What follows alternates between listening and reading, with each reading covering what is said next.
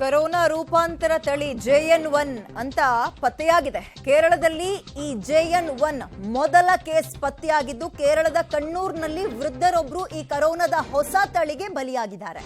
ಕೇರಳದಲ್ಲಿ ಕಳೆದ 2 ದಿನಗಳಿಂದ ಕೊರೋನಾಗೆ ಇದು 2ನೇ ಬಲಿ. ಕಣ್ಣೂರಿನ ಪನೂರ್ನಲ್ಲಿ ಮಾಸ್ಕ್ ಧಾರಣೆ ಕಡ್ಡಾಯ. ಅಗೇನ್ ಹಳೆ ದಿನಗಳು ಮತ್ತೆ ಮರುಕಳಿಸ್ತಾ ಇದೆ, ಮಾಸ್ಕ್ ಕಂಪಲ್ಸರಿ ಅಂತ.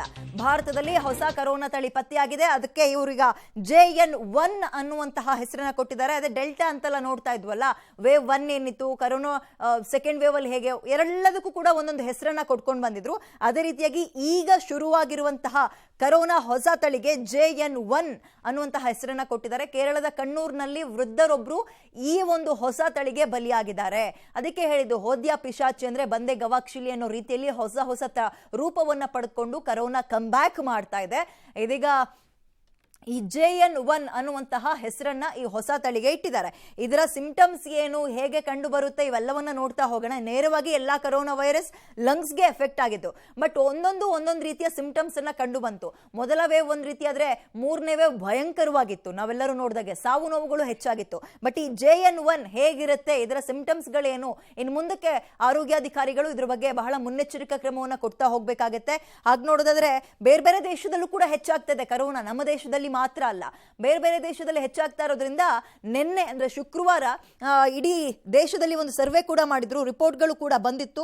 312 ಹೊಸ ಕೋವಿಡ್ ಕೇಸ್ಗಳು ಪತ್ತೆಯಾಗಿತ್ತು. ಹಾಗೆ ನೋಡೋದಾದ್ರೆ ಜಗತ್ತಿನ ಬೇರೆ ಬೇರೆ ದೇಶಗಳಲ್ಲೂ ಬಂದಂತಹ ಪ್ರಕರಣಗಳು ಏನಾಯ್ತು ಅಂದ್ರೆ ಪತ್ತೆ ಆಯ್ತು.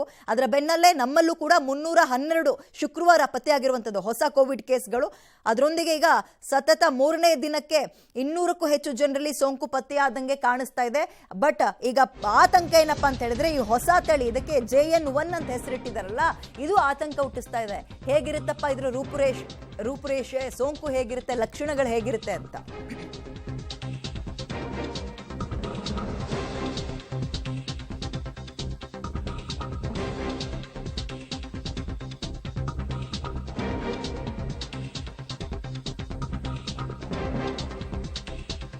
ಕೆಲವೇ ಕ್ಷಣಗಳಲ್ಲಿ ದಿನೇಶ್ ಗುಂಡೂರಾವ್ ಆರೋಗ್ಯ ಸಚಿವರು ಇದಕ್ಕೆ ಸಂಬಂಧಪಟ್ಟಂತೆ ಒಂದು ಸಭೆಯನ್ನ ಮಾಡ್ತಾರೆ. ಕಾರಣ ನೆರೆಯ ಕೇರಳದಲ್ಲೂ ಕೂಡ ಸೋಂಕು ಹೆಚ್ಚು ಆಗ್ತಾ ಇದೆ. ಆಂಧ್ರದಲ್ಲೂ ಕೂಡ ಈಗಾಗಲೇ ಒಂದು ಮುನ್ನೆಚ್ಚರಿಕಾ ಕ್ರಮವನ್ನ ತಗೊಂಡಿದ್ದಾರೆ. ಎರಡೂ ಕೂಡ ಅಕ್ಕಪಕ್ಕದಲ್ಲೇ ಇರೋದ್ರಿಂದ ನಾವು ಕೂಡ ಹೈ ಅಲರ್ಟ್ ಆಗಬೇಕು. ಈ ಹಿನ್ನೆಲೆಯಲ್ಲಿ ಈಗ ಒಂದು ಸಭೆಯನ್ನ ಕೂಡ ಕರೆದಿದ್ದಾರೆ. ಹಾಗೆ ನೋಡೋದಾದ್ರೆ ಒಂದು 20-25 ಜನರ ಗುಂಪು ಇದ್ರೆ ಅದರಲ್ಲಿ ಒಬ್ಬರಲ್ಲ ಇಬ್ರು ಜ್ವರದಿಂದ ಬಳಲ್ತಲೇ ಇದ್ದಾರೆ. ಅದು ನಾರ್ಮಲ್ ಜ್ವರನ, ಕರೋನಾನ ಅನ್ನುವ ಆತಂಕ ಕೂಡ ಹೆಚ್ಚಾಗ್ತದೆ. ಇಲ್ಲಿ ತನಕ ಕರೋನಾ ಒಂದ್ ರೀತಿ ಸ್ವಲ್ಪ ನೆಗ್ಲೆಕ್ಟ್ ಮಾಡುದು ಅನ್ನೋ ಕಾಣಿಸ್ತಾ ಇದೆ ಈಗ. ಯಾಕಂದ್ರೆ ಮತ್ತೆ ಹೆಚ್ಚಾಗಿದೆ ನೋಡಿ ಒಂದೇ ಸಲ. ಅದರಲ್ಲೂ ಆಂಧ್ರದಲ್ಲಿ ಈಗಾಗಲೇ ಟ್ರೈನ್ನೇ ಐಸೋಲೇಷನ್ ಮಾಡ್ತಾ ಇದ್ದಾರಂತೆ. ಒಂದು ಕರೋನಾ ಈಗ ಕೇರಳದಲ್ಲಿ ಈ ಹೊಸ ತಳಿ ಪತ್ತೆಯಾಗಿದೆ. ಅದರ ಹೆಸರು JN1 ಅಂತ ಹೆಸರಿಟ್ಟಿದ್ದಾರೆ. ಈಗ ಅದಕ್ಕೆ ಒಬ್ರು ವೃದ್ಧ ಕೂಡ ಬಲಿಯಾಗಿದ್ದಾರೆ. ನಮ್ಮಲ್ಲಿ ಯಾವುದೇ ರೀತಿಯ ಅಂದ್ರೆ ಆಗೋದು ಬೇಡ ಆ ರೀತಿಯ ಕೆಲಸಗಳು ಅಂತ ಈಗಾಗಲೇ ಮುನ್ನೆಚ್ಚರಿಕಾ ಕ್ರಮ ತಗೊಂಡಿದ್ದಾರೆ. Naturally everything will be monitored and cases ಯಾವ ಥರ ಇದೆ ಮತ್ತು ಅದರ ಎಫೆಕ್ಟ್ ಏನು, ಯಾವ ಥರ ಜನರ ಮೇಲೆ ಅದು ಪ್ರಭಾವ ಬೀರ್ತಾ ಇದೆ ಎಲ್ಲವನ್ನು ಕೂಡ ನೋಡ್ತೀವಿ. ಇದುವರೆಗೂ ಯಾವುದೇ ಒಂದು ಆತಂಕ ಪಡುವಂಥ ಯಾವುದೇ ರೀತಿಯ ಆ ಥರ ಬೆಳವಣಿಗೆ ಏನಾಗಿಲ್ಲ.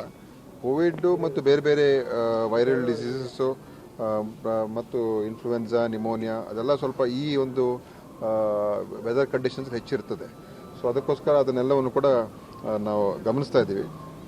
ಮುಂದೆ ಅದೇನು ಕ್ರಮ ತಗೊಳ್ಬೇಕು, ಖಂಡಿತ ಸೂಕ್ತವಾದ ಕ್ರಮಗಳು ತಗೊಳ್ತೀವಿ, ಅವಶ್ಯಕತೆ ಕ್ರಮಗಳು ತಗೊಳ್ತೀವಿ. ನಾರ್ಮಲ್ ಪ್ರೊಸೀಜರ್ಸ್ ಎಲ್ಲ ಇದೆ, ಪ್ರೋಟೋಕಾಲ್ಸ್ ಆಲ್ರೆಡಿ ಇದೆ. ಸೊ ಇದೆಲ್ಲ ಮಾನಿಟರ್ ಮಾಡ್ತಾನೆ ಇರ್ತೀವಿ. ಆದ್ದರಿಂದ ಏನಾದರೂ ಹೆಚ್ಚು ಆಗ್ತಾ ಇದೆ ಅಥವಾ ಓಕೆ, ಹೆಚ್ಚಿನ ಡೀಟೇಲ್ಸ್ ನಮ್ಮ ಪ್ರತಿನಿಧಿ ಅರುಣ ನೀಡ್ತಾರೆ. ಅರುಣ, ಈಗಾಗಲೇ ನಾವು ಕರೋನಾ, ಮಾಸ್ಕ್, ಸ್ಯಾನಿಟೈಸರ್ ಎಲ್ಲವನ್ನ ಮರ್ತು ಬಿಟ್ಟಿದ್ವಿ. ಅದನ್ನ ನೆನಪಿಸೋಕೋಸ್ಕರ ಮತ್ತೆ ಕರೋನಾ ಬರ್ತಾ ಇದೆಯಾ ಅಂತ. ಈಗ ಹೆಚ್ಚಾಗ್ತಾ ಇರೋ ಕರೋನಾಕ್ಕೆ ಯಾವ ರೀತಿಯ ಕ್ರಮವನ್ನ ರಾಜ್ಯ ಸರ್ಕಾರ ತಗೊಳ್ತಾ ಇದೆ, ಆರೋಗ್ಯ ಇಲಾಖೆ ಈಗ ಸಭೆ ಬೇರೆ ಕರೆದಿದ್ದಾರೆ. ಹೆಚ್ಚಿನ ಡೀಟೇಲ್ಸ್ ಏನ್ ಸಿಗ್ತಾ ಇದೆ ಅರುಣ? ಎಸ್ ವಿದ್ಯಾ, ದೇಶದಲ್ಲಿ ಕೊರೋನಾ ಕೇಸಸ್ಗಳು ಮತ್ತೆ ಹೆಚ್ಚಾಗ್ತಾ ಇದ್ದಾವೆ. ಅದರಲ್ಲೂ ಕೂಡ ದೇಶದಲ್ಲಿ 1000ಕ್ಕೂ ಹೆಚ್ಚು ಒಂದು ಕೊರೋನಾ ಕೇಸಸ್ಗಳು ಬಂದಿರುವುದು ಸಾಕಷ್ಟು ಒಂದು ಆತಂಕಕ್ಕೂ ಕೂಡ ಮನೆ ಮಾಡಿದೆ. ಅದರಲ್ಲೂ ಕೂಡ ಕರ್ನಾಟಕದ ಪಕ್ಕದ ರಾಜ್ಯ ಆಗಿರ್ತಕ್ಕಂಥ ಕೇರಳ ಇರ್ಬೋದು, ಆಂಧ್ರದಲ್ಲಿ ಕೇಸಸ್ಗಳು ಕೂಡ ಉಲ್ಬಣ ಆಗ್ತಾ ಇರೋದು ಸಾಕಷ್ಟು ಒಂದು ಆತಂಕಕ್ಕೂ ಕೂಡ ಮನೆ ಮಾಡ್ತಾ ಇದೆ. ಅದರಲ್ಲೂ ಕೂಡ ಕೊರೋನಾ ರೂಪಾಂತರಿ JN1 ಕೇರಳದಲ್ಲಿ ಬಂದಿರೋದು ಕೂಡ ಸಾಕಷ್ಟು ಒಂದು ಆತಂಕಕ್ಕೂ ಕೂಡ ಕಾರಣವಾಗ್ತಾ ಇದೆ. ಈ ಬೆನ್ನಲ್ಲೇ ಆರೋಗ್ಯ ಸಚಿವರಾಗಿರ್ತಕ್ಕಂತಹ ದಿನೇಶ್ ಗುಂಡೂರಾವ್ ಅವರು ಕೂಡ ಇವತ್ತು ಮಹತ್ವದ ಮಹತ್ವದಾಗಿರ್ತಕ್ಕಂತಹ ಸಭೆಯನ್ನು ಇನ್ನೇನು ಕೆಲವೇ ನಿಮಿಷಗಳಲ್ಲಿಯೂ ಕೂಡ ಸಭೆ ಆರಂಭವಾಗುತ್ತೆ. ಕೊರೋನಾಕ್ಕೆ ಯಾವೆಲ್ಲ ಮುನ್ನೆಚ್ಚರಿಕಾ ಕ್ರಮಗಳನ್ನ ಕೈಗೊಳ್ಳಬೇಕಾಗುತ್ತೆ, ಹಿಂದೆ ಆದಂತಹ ಕೊರೋನಾ ಮೊದಲನೇ ಅಲೆ ಇರ್ಬೋದು, ಎರಡನೇ ಅಲೆ ಇರ್ಬೋದು, ಆಗ ಜನರು ಸಾಕಷ್ಟು ಬಾರಿಯೂ ಕೂಡ ತತ್ತರಿಸಿದ್ರು. ಅಂತಹ ಒಂದು ಪರಿಸ್ಥಿತಿ ಮತ್ತೆ ಮರುಕಳಿಸಬಾರ್ದು ಎನ್ನುವಂತಹ ನಿಟ್ಟಿನಲ್ಲಿ ರಾಜ್ಯದಿಂದ ಯಾವೆಲ್ಲ ಹೈ ಅಲರ್ಟ್ಗಳನ್ನು, ಮುಂಜಾಗ್ರತಾ ಕ್ರಮಗಳನ್ನ ಕೈಗೊಳ್ಳಬೇಕು ಎನ್ನುವಂತಹ ನಿರ್ಧಾರವನ್ನು ಕೂಡ ಮಾಡಲಾಗುತ್ತೆ.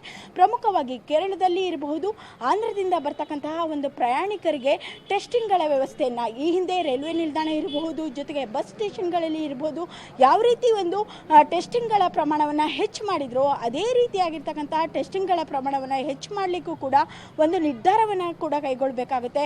ಹೀಗಾಗಿ ಆರೋಗ್ಯ ಇಲಾಖೆ ಕೊರೋನಾದ ಆಗಿನ ಕಾಲದಲ್ಲಿ ಅಂದರೆ ಕೊರೋನಾ ಬಂದಿರತಕ್ಕಂತಹ ಒಂದು ಸಂದರ್ಭದಲ್ಲಿ ಯಾವ ರೀತಿ ಇತ್ತೋ ಅದೇ ರೀತಿಯಾಗಿರ್ತಕ್ಕಂತಹ ಒಂದು ಪರಿಸ್ಥಿತಿ ಕೂಡ ಮರುಕಳಿಸಬಾರ್ದು, ಕರ್ನಾಟಕಕ್ಕೆ ಕೇಸಸ್ಗಳು ಬರಬಾರ್ದು ಎನ್ನುವಂತಹ ನಿಟ್ಟಿನಲ್ಲಿಯೂ ಕೂಡ ಮುಂಜಾಗ್ರತಾ ಕ್ರಮಗಳನ್ನ ಕೂಡ ವಹಿಸ್ತಾ ಇದ್ದಾರೆ.